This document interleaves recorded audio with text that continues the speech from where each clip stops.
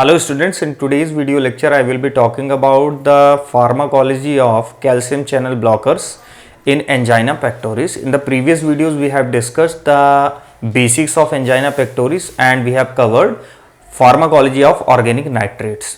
In today's video I am going to talk about the calcium channel blockers.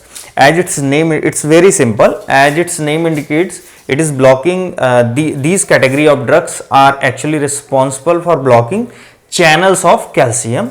So we should be very clear about what kind of calcium channel actually they are blocking. किस तरीके के calcium channel को ये block करती हैं जो angina pectoris की calcium channel blockers category के ड्रग्स हैं. उसमें हम देखेंगे तो कैल्शियम चैनल ब्लॉकर्स जो स्पेशली ब्लॉक करती हैं वो L type of voltage sensitive calcium channel को ब्लॉक करती हैं.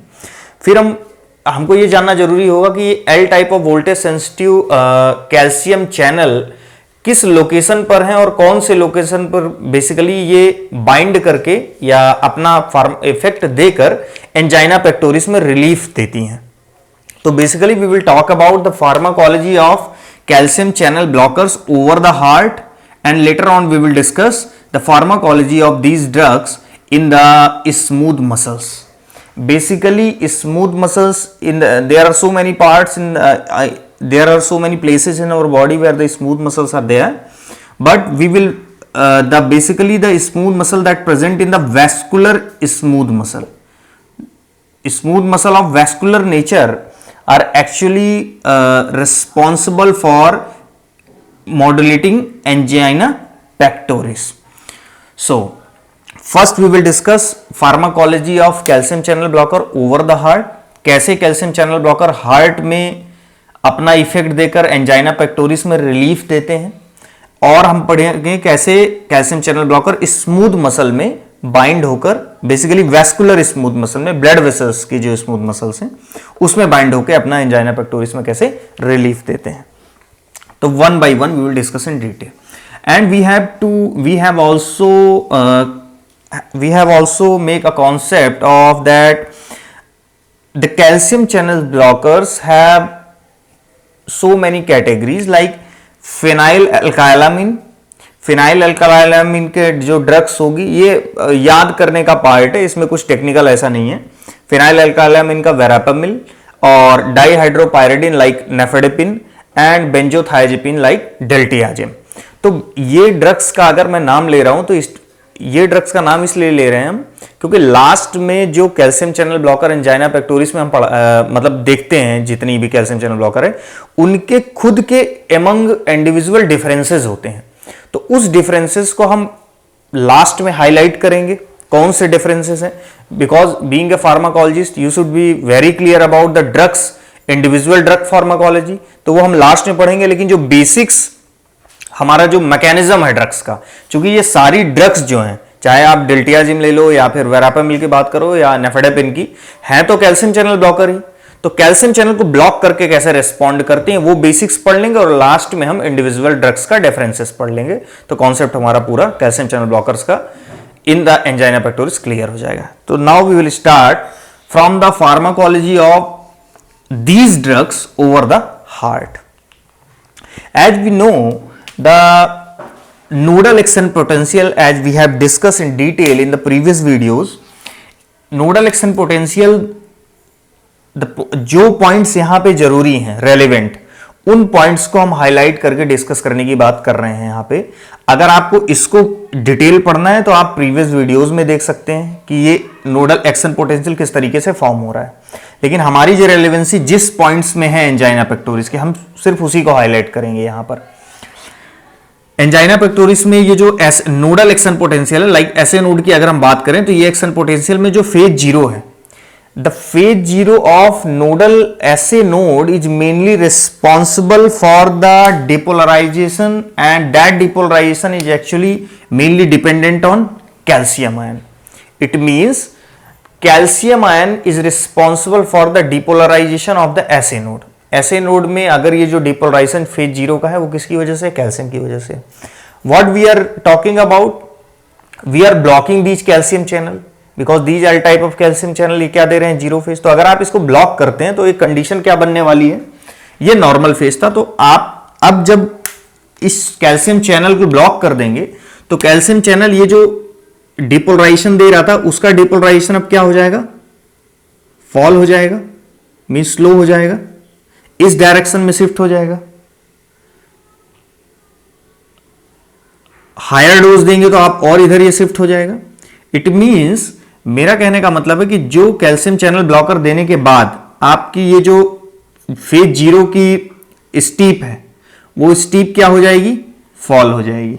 और जब ये फॉल होगी तो ओवरऑल जो स्पीड है एक्शन पोटेंशियल की जनरेशन की, जिसको हम बोलते हैं ऑटोमेटिसिटी, तो वो ऑटोमेटिसिटी इसकी वजह से क्या हो जाएगी, स्लो हो जाएगी। It means calcium channel blockers in the nodal cells responsible for decreasing the automaticity and they are also अगर ये automaticity डिक्रीज कर रहे हैं तो इंपल्स जनरेशन डिक्रीज कर रहे हैं। अगर इंपल्स जनरेशन डिक्रीज कर रहे हैं तो बीच का जो रेफ्रैक्टरी पीरियड है,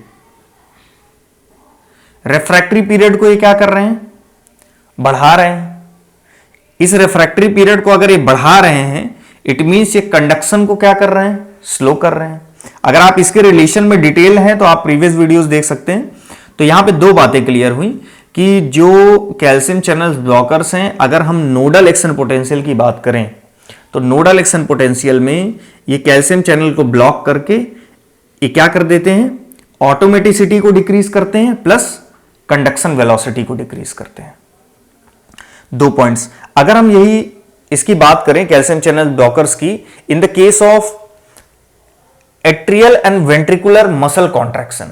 So as we have discussed in the pharmacology, how does the atrial and ventricular muscles contract? There is a simple mechanism that L type of voltage sensitive calcium channels once open due to the effect of variables, due to effects of varying voltage difference, and once when it is opened the calcium come inside and due to the presence of calcium the ryanodine receptor जो कि कहां पर होता है, sarcoplasmic reticulum में, वो sarcoplasmic reticulum का जो रायनोडिन रिसेप्टर है वो सेंस कर लेता है कि L type of voltage sensitive calcium channel से कैल्शियम अंदर आया हुआ है, और उस कैल्शियम को सेंस करने के बाद the ryanodine receptor sense the calcium and activate the sarcoplasmic reticulum, and this sarcoplasmic reticulum once activated this releases the stored calcium inside the sarcoplasmic reticulum। तो जो stored calcium वो release होगा, it means there will be elevation of the level of,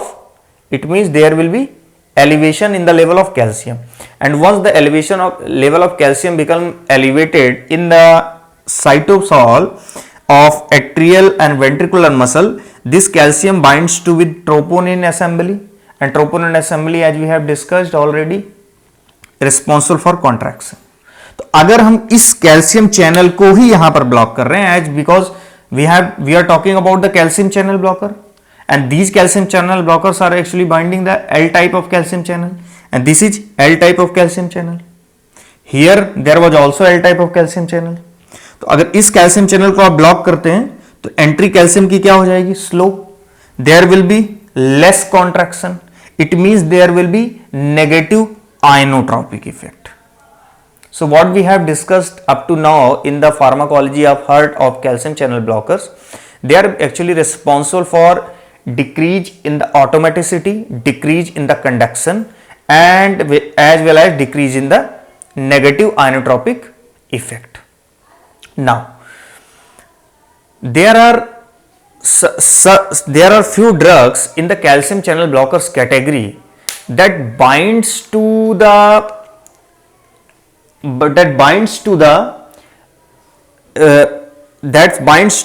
stage between the when the these calcium channel become inactivated। Let's have a recap। Calcium channel blocker normally once when become active, this allow the entry of calcium through it, and after certain time this calcium channel blocker become inactive। Here it was active, after certain time it become inactive, and after becoming inactive, now this mechanism, the conversion of inactive state to resting state to again active state। So from the inactive, this overall mechanism is what? This overall mechanism is time dependent। this mechanism is inactive to resting stage, a time dependent mechanism. So this there are few drugs, like if we talk about the verapamil, we are not talking about the nifedipine. जब last में हम drug के individuality को discuss करेंगे तो हम उसको करेंगे। ये बच्चों को जानना बहुत जरूरी है कि ड्रग्स में क्या डिफरेंसेस होते हैं। तो अभी हम कॉमन पढ़ रहे हैं जिसमें हम वेरापामिल और अगर डिल्टियाजिम की बात करें तो वेरापामिल और डिल्टियाजिम यहां पर बाइंड होकर इनएक्टिव स्टेट से जो रेस्टिंग स्टेट में चैनल जा रहा है, चूंकि टाइम डिपेंडेंट मैकेनिज्म है तो इस टाइम को वो एनहांस कर देते हैं। तो आप खुद से समझ सकते हो कि अगर ये चैनल इनएक्टिव स्टेट से रेस्टिंग स्टेट में जितनी देर जाएगा उतनी ही देर में ये क्या होगा, एक्टिव होगा। तो ओवरऑल जो एक्टिवनेस है, इंपल्स जनरेशन है, अगर हम ऐसे नोड की बात करें तो अगर इंपल्स जनरेशन की बात करें तो इंपल्स जनरेशन में उतना ज्यादा टाइम लगेगा। इट मींस हमने ओवरऑल किया क्या कि चैनल का जो रिकवरी टाइम था, जैसे एक्टिव है तो दोबारा फिर से एक्टिव होने का टाइम, उसके टाइम को हमने क्या कर दिया, बढ़ा दिया। तो अगर आप जितना ज्यादा एक्टिव होने के टाइम को बढ़ा देंगे, इट मींस आप इंपल्स जनरेशन के टाइम को भी क्या कर देंगे, बढ़ा देंगे। इट मींस आप रेफ्रैक्टोरीनेस को बढ़ा देंगे। तो ये जो मेन टाइम डिपेंडेंस यहां पे जो ड्रग्स रोल प्ले करती हैं वो होती हैं वेरापामिल एंड डिल्टियाजिम। तो वेरापामिल और डिल्टियाजिम का एक एडिशनल मैकेनिज्म है जो कि ये क्या कर देती हैं, चैनल्स का जो रिकवरी फेज है इनएक्टिव स्टेट से रेस्टिंग स्टेट में जाने का, उसको एनहांस कर देती है। तो देखिए अब हम overall heart calcium channel blockers की हार्ड फार्माकोलॉजी को पढ़ चुके हैं, जिसमें आप इनिशियली हम एज नोडल एक्शन पोटेंशियल को डिस्कस किया, कैल्शियम चैनल ब्लॉकर कैसे इफेक्ट करते हैं। उसके बाद हमने डिस्कस किया कि atrial and ventricular muscle contraction में कैसे कैल्शियम चैनल ब्लॉकर का रोल होता है। और at last we have also discussed what are the role of calcium channel blockers in the recovery phases of these channels, these calcium channels। तो अब अगर हम इसमें कंपेयर करें, हमारे पास 3 ड्रग्स हैं कैल्शियम चैनल ब्लॉकर में। कैटेगरी वाइज अगर बात करें तो आपकी फिनाइल अल्काइलामिन में वेरापामिल है, और फिनाइल अल्काइलामिन में वेरापामिल है, और डायहाइड्रोपिन में नेफेडेपिन एंड बेंजोथाइजिपिन में डिल्टियाजिम। तो अगर हम एवी नोडल कंडक्शन वेलोसिटी की बात करें, ये आपका मेन मतलब आप ओवरऑल मैकेनिज्म समझ गए। अब आपको इंडिविजुअल ड्रग को लेके पढ़ना है। तो अगर हम एवी नोडल कंडक्शन वेलोसिटी की बात करते हैं कि एवी नोड में कंडक्शन की वेलोसिटी क्या है, तो एवी नोड में चूंकि ये अगर हम ऐसे नोड में कंडक्शन जो जीरो फेज है उसको ब्लॉक कर रहे हैं, तो अगर इंपल्स जनरेशन ब्लॉक कर रहे हैं तो इंपल्स का ट्रांसफर भी ये डिले कर रहे हैं। तो इंपल्स का अगर ट्रांसफर डिले कर रहे हैं, इट मींस उसको क्या कर रहे हैं, डिक्रीज कर रहे हैं। तो वेरापामिल के केस में जितनी पोटेंसी होगी एवी नोडल कंडक्शन वेलोसिटी को ब्लॉक करने की, ब्लॉक करना सेंस फार्माको टेक्निकली सही नहीं हुआ, स्लो करने की, उतनी ही सेम किसकी होती है, डिल्टियाजिम की। लेकिन पॉइंट शुड बी नोटेड कि नेफेडेपिन में इतनी डोज में, जितनी डोज में वेरापामिल और डिल्टियाजिम अपना इफेक्ट देते हैं, उतनी ही डोज में नेफेडेपिन का हार्ट पे कोई इफेक्ट नहीं होता। इसीलिए हम इसको यहां पे ब्लैंक कर रखे हैं। तो ये पॉइंट बहुत क्लियर होना चाहिए आपको कि एवी नोडल कंडक्शन वेलोसिटी में वेरापामिल और डिल्टियाजिम का सेम इफेक्ट है। इट मींस ओवरऑल ये क्या कर रहे हैं, हार्ट रेट को स्लो कर रहे हैं। इंपल्स जनरेशन जितना स्लो होगा उतना ज्यादा हार्ट रेट कम होगी। ठीक है, अब हम दूसरी बात करते हैं चैनल के रिकवरी टाइम की। तो चैनल का रिकवरी टाइम आप यहां पे देख चुके हो। ओवरऑल चैनल के रिकवरी टाइम में नेफेडेपिन का कोई रोल नहीं है।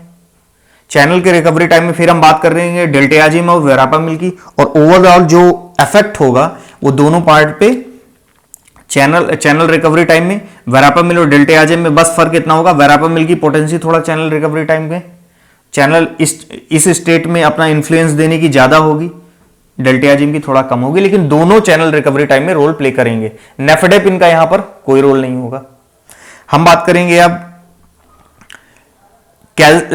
हम बात करेंगे यहां पे 1 सेकेंड, यहां पे हम बात करेंगे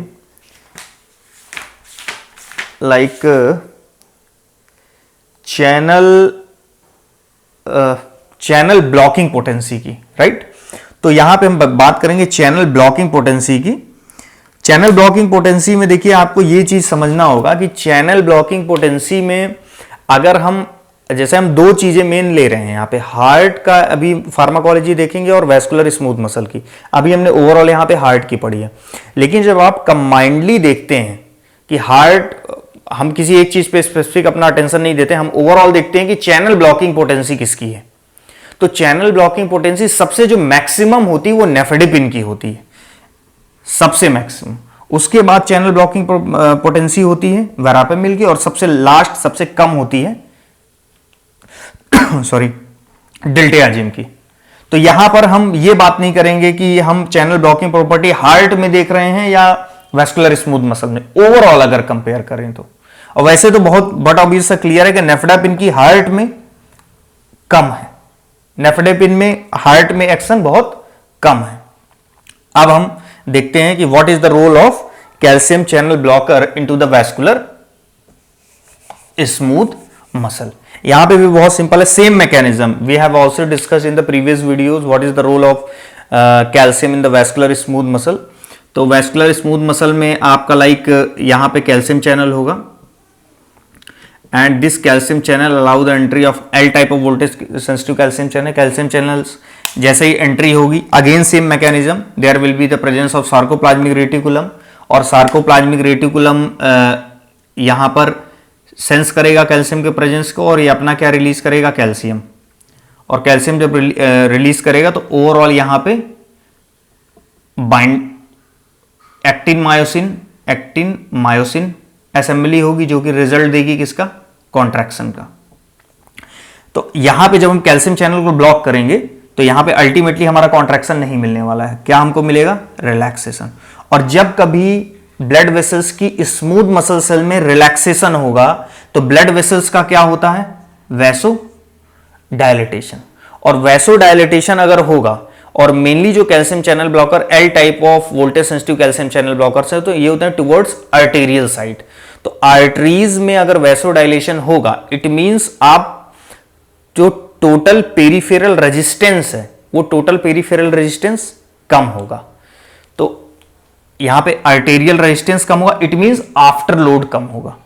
तो ये मैकेनिज्म सिंपल है। इसके बाद आपने बात कर दिया कि आपका क्या हो रहा है, अल्टीमेटली कैल्शियम चैनल ब्लॉकर लेने से रिलैक्सेशन। तो आपको ये देखना पड़ेगा कि जब हम कैल्शियम चैनल ब्लॉकर्स को 3 कैटेगरी में डिवाइड कर रहे हैं, डाइहाइड्रोपैराडिन और बेंजोथाइजिपिन और फिनाइल अल्काइलामीन, तो कौन सी ऐसी कैटेगरी के ड्रग है जो इस पे वैस्कुलर स्मूथ मसल्स पे मैक्सिमम इफेक्ट देती है।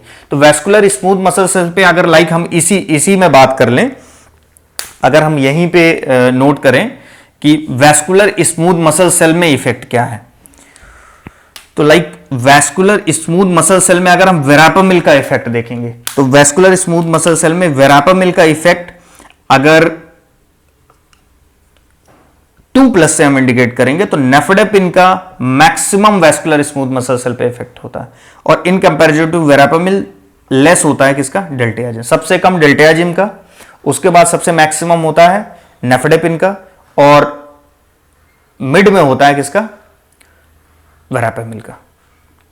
मतलब it means vascular smooth muscle में सेल में सबसे ज्यादा किसका हो रहा है, नेफेडेपिन का।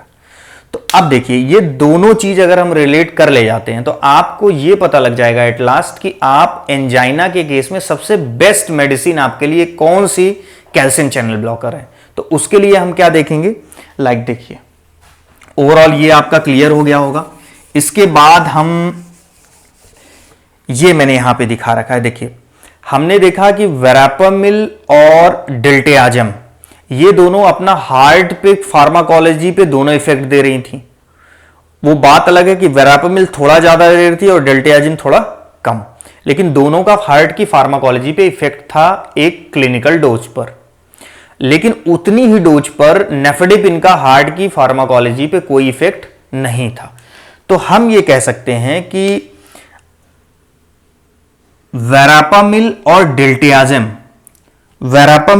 डिल्टेयाजिम क्या कर रहे हैं, हार्ट रेट को स्लो कर रहे हैं, क्योंकि ऑलरेडी ये सब हम देख चुके हैं किस तरीके से यहां ऑटोमेटिसिटी और कंडक्शन डिक्रीज हुई थी, किस तरह से यहां पे रिलैक्सेशन हुआ था। तो हम ये कह सकते हैं कि ये क्या डिक्रीज कर रहे हैं, हार्ट रेट को डिक्रीज कर रहे हैं। जब ये हार्ट रेट को डिक्रीज कर रहे हैं प्लस ये डायलिटेशन कहां पे कर रहे हैं, वेस्कुलर स्मूथ मसल पे। अभी हम नेफेडेपिन से कंपेयर करने की बात नहीं कर रहे हैं, जस्ट इनका इफेक्ट देख रहे हैं। तो डेल्टाजिम व वेरापामिल एक तरफ तो हार्ट रेट को कम कर रहे हैं और दूसरी तरफ वेस्कुलर स्मूथ मसल को क्या कर रहे हैं, रिलैक्स कर रहे हैं। इट मींस वेजोडाइलेशन कर रहे हैं और टुवर्ड्स किसकी तरफ कर रहे हैं, आर्टेरियो डायलिटेशन की तरफ। तो जगह आर्टेरियो डायलिटेशन करेंगे तो आफ्टर लोड क्या होगा, आर्टेरियल रेजिस्टेंस क्या होगा, डिक्रीज होगा। जब वैसोडाइलेशन होगा तो जो रेजिस्टेंस है वो डिक्रीज होगा। तो हम फाइनली क्या बोलेंगे कि यहां पे एट्रियल रेजिस्टेंस जो है, आर्टेरियल रेजिस्टेंस वो डिक्रीज हुआ। इट मींस हमने बोला यहां पे क्या हुआ, वैसोडाइलेशन हुआ।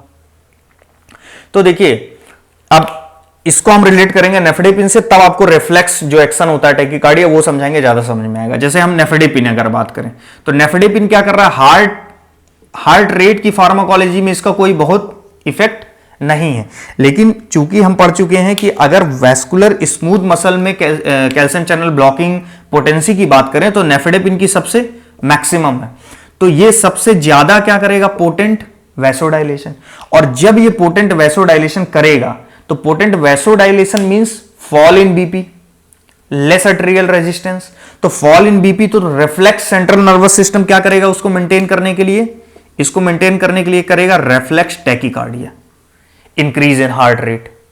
और इंक्रीज इन हार्ट रेट हमको यहां पर एंजाइना पेक्टोरिस के केस में हमको नहीं चाहिए, क्योंकि इंक्रीज इन हार्ट रेट अगर होगा तो मायोकार्डियल डिमांड बढ़ेगी। और ऑलरेडी हम प्रीवियस वीडियोस में पढ़ चुके हैं कि हमारी डिमांड सप्लाई जो ऑक्सीजन की है वो ऐसे ही कम है। तो अगर अभी इस केस में डिमांड बढ़ गई तो हमारे लिए कंडीशन और वर्स हो जाएगी। तो यहां पे हम जो वैसोडाइलेशन है, रिफ्लेक्स टैकीकार्डिया, उसका इफेक्ट आ रहा है और रिफ्लेक्स यहां पे हार्ट रेट पे कोई इफेक्ट नहीं है। तो इससे की वजह से हमको प्रॉब्लम है, मायोकार्डियम की वर्किंग बढ़ जाएगी, जो कि हम नहीं बढ़ाना चाहते। लेकिन अगर हम करें इससे डिल्टियाजिम और वेरापामिल से, तो डिल्टियाजिम वेरापामिल वैसोडाइलेशन तो कर ही रहे हैं, साथ ही साथ ये हार्ट रेट को भी डिक्रीज कर रहे हैं। तो जब वैसोडाइलेशन एक तरफ करेंगे और हार्ट रेट को भी डिक्रीज कर देंगे तो ये दोनों एक दूसरे को क्या काउंटर बैलेंस कर लेंगे, ये दोनों एक दूसरे को क्या कर लेंगे, काउंटर बैलेंस कर लेंगे। मींस वैसोडाइलेशन हुआ तो आफ्टर लोड कम हुआ, हार्ट रेट कम हुआ तो कार्डियक आउटपुट कम हो गया। तो इट मींस दोनों जगह हार्ट की फार्माकोलॉजी में और वेस्कुलर स्मूथ मसल की फार्माकोलॉजी में सेम इफेक्ट होगा, इसलिए दोनों क्या हो जाएंगे, कैंसल आउट हो जाएंगे और हमको रिफ्लेक्स टैकीकार्डिया जैसा नो रिफ्लेक्स टैकीकार्डिया। तो यही हमको चाहिए कि हमको हार्ट की इफिशियंसी को नहीं बढ़ाना। तो एंजाइना पेक्टोरिस के केस में जो सबसे बेस्ट चॉइस ऑफ ड्रग होगी among the calcium channel blocker वो होगी वेरापामिल और डिल्टियाजिम। अगर दोनों की कंपेयर करने की बात करें तो वेरापामिल ज्यादा, ये इसलिए नहीं होगी, already discuss due to reflex tachycardia. So this is all about the calcium channel blockers. और ये आपका बेसिक्स कैल्शियम चैनल ब्लॉकर्स के एमंग आपको ये चीजें जरूर जाननी है कि कैल्शियम चैनल ब्लॉकर में नेफेडेपिन का क्या रोल है, वेरापामिल और डिल्टियाजिम का, क्योंकि सबसे मेन यही है। So this is all about the calcium channel blocker that we used in the angina pectoris. Thank you.